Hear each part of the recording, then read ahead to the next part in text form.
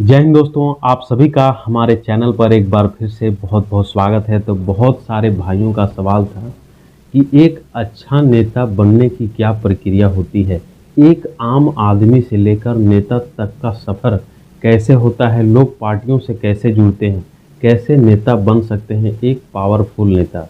तो आप लोगों के लिए ब्लॉग से रिलेटेड और योजना से रिलेटेड, सरकार के कार्यों से रिलेटेड वीडियो हम आप लोगों के लिए हमेशा लाने का प्रयास करते रहते हैं।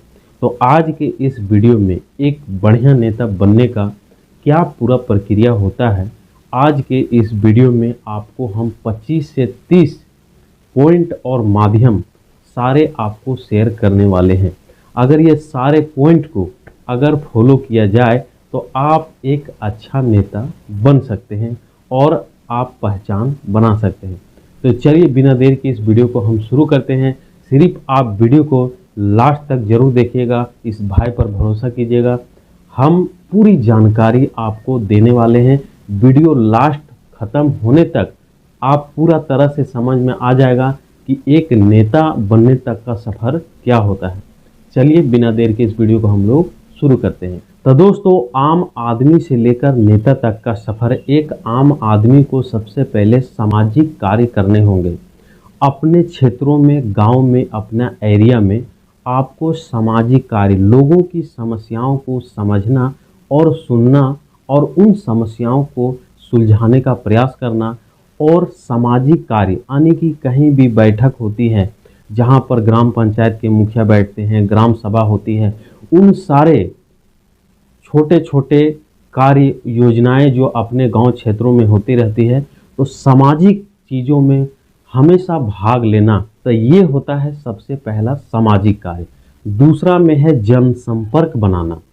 जो भी क्षेत्र में आप रहते हैं उन सारे लोगों से आपका मेल मिलाव होना, लोगों से आपको जुड़े रहना, एक दूसरे से लगाव रखना कि हाँ क्या चल रहा है, कैसे चल रहा है, क्या हो रहा है, नहीं हो रहा है। तो एक लोगों से जुड़ाव बनाना, जनसंपर्क, नेता बनने तक का सफ़र के लिए जनसंपर्क बहुत ही ज़्यादा महत्वपूर्ण होता है। तीसरा पॉइंट है शिक्षा और कार्य। तो शिक्षा आपके पास होना बहुत ही ज़रूरी है। एक नॉर्मल जो नेता बनते वो नहीं, एक बेस्ट नेता की बात की कहानी आपको बता रहे हैं। तो शिक्षा आपके पास बहुत ही ज़्यादा ज़रूरी होना चाहिए।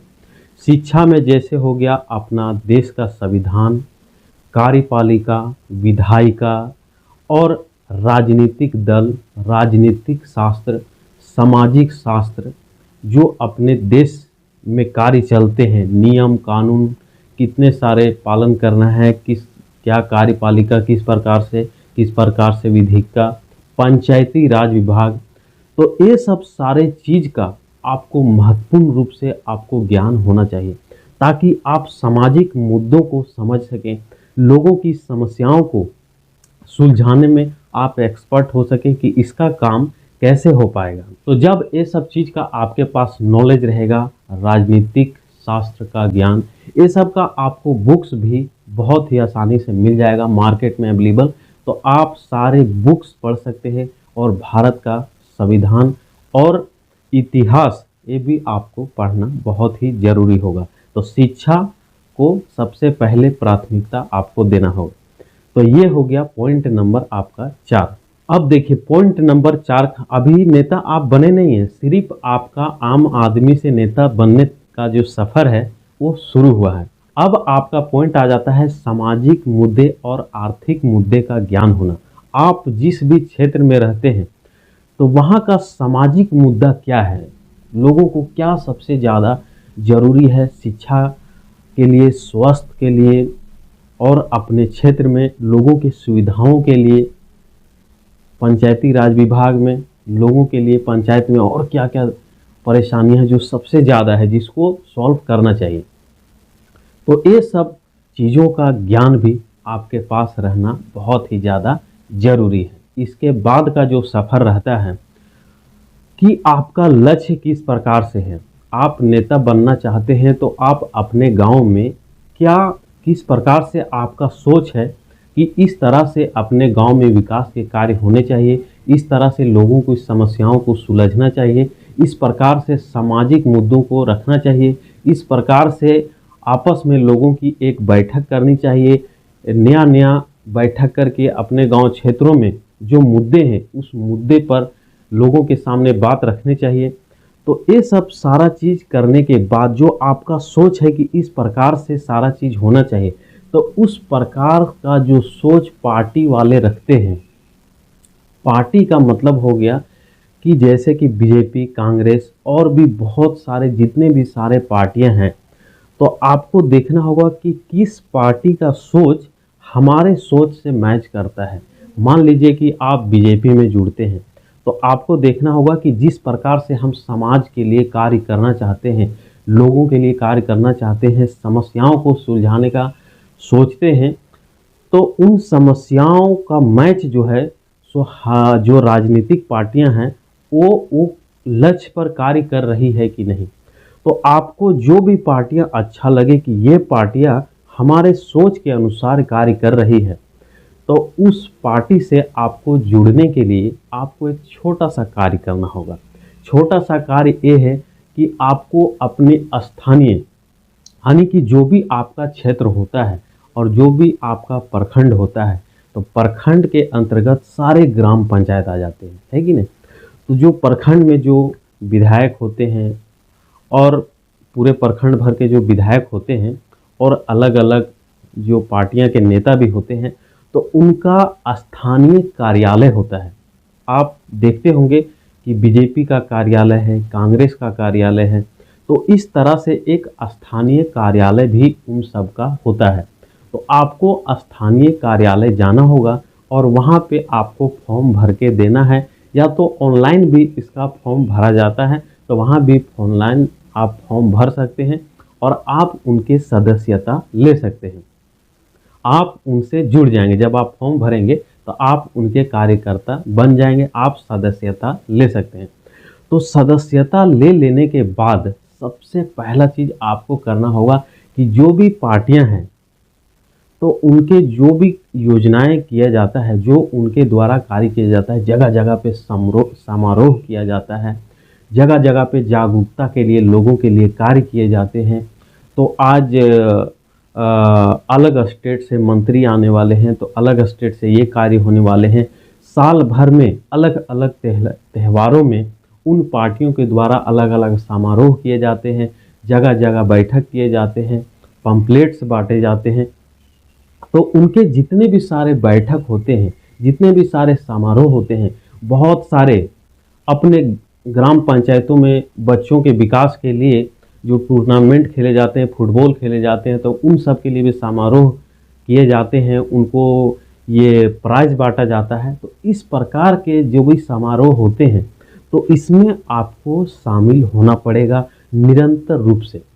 निरंतर रूप से आपको शामिल होना पड़ेगा। उन पार्टियों के द्वारा जो जो भी समारोह किए जाएंगे, कार्य किए जाएंगे, तो आपको हर कार्यों में आपको शामिल होना पड़ेगा, ताकि आप जब शामिल होंगे तो आप नज़र में रहेंगे, आपका समझ भी बढ़ेगा कि किस प्रकार से कार्य किए जाते हैं। अब हम चलते हैं नेक्स्ट पॉइंट। इतना सफ़र कर लिए, तो अब आपको बनना है एक अच्छा वक्ता। अच्छा वक्ता का मतलब होता है अच्छा बोलने वाला।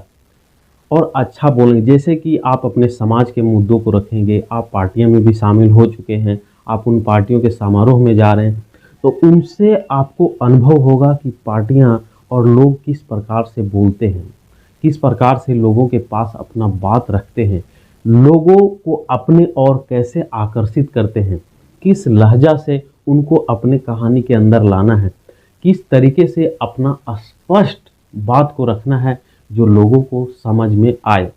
तो जब आप बहुत ही अच्छे से बातों को रखना सीखेंगे, तभी तो आप लोगों को अपने ओर आकर्षित भी करेंगे और उनके लिए कार्य कर पाएंगे।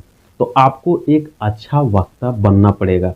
आपकी पर्सनालिटी ज़बरदस्त होनी चाहिए, साफ सुथरे कपड़े और आपका डिसिप्लिन होना चाहिए कि किस प्रकार से सारे कार्य हमको करने हैं। साफ सुथरे कपड़े आपको हमेशा पहनना पड़ेगा।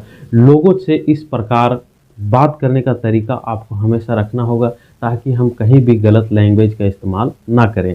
दूसरा चीज़ क्या है कि जब आप लोगों से जम संपर्क बनाएंगे, तो उन लोगों को के साथ कभी भी अपना जो है सो क्या बोलते हैं, एक्सपोज करना नहीं, दिखावा नहीं करना है।